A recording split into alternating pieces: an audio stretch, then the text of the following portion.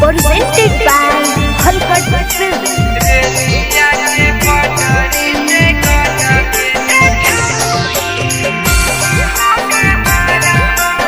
Mixed by Parveen Guddu. रेलिया के पटरी से कट के रेलिया के पटरी से कट के हे आगे तोड़ी के मोर दिलावा गे छौड़ी तोड़ी के मोर दिलावा तू जाइनी ससुरवा कैसे रहवा रेलिया के पटरी से कटिए के मरवगे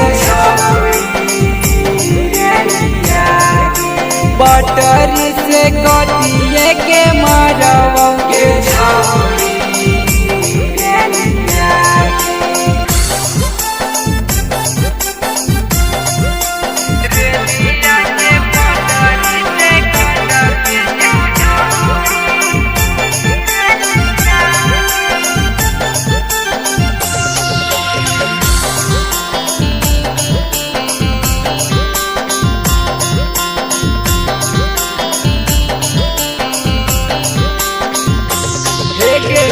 फूटल करमवा हमर फूटी गेलौ भगिया गे हमनी दुनू के बीच में के लगल कौगिया गे हगे बोल फूटल करमवा हमर फूटी गेलौ भगिया गे हमनी दुनू के बीच में के लगल कौगिया गे हे आगे जारी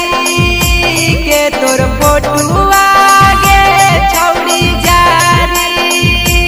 के तोर फोटुआ गिलासावा में घोरिए के पियवो रेलिया के पटरी से कटिए के मरवगे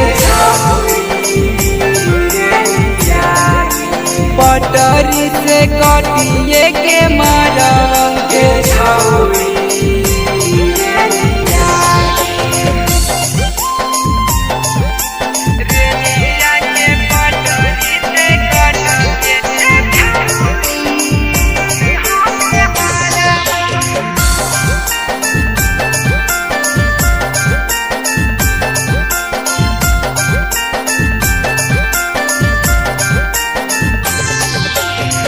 अखिया में लोर देनी दिलावा में दुखा गे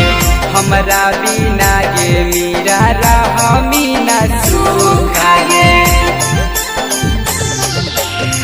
अखिया में लोर देनी दिलावा में दुखा गे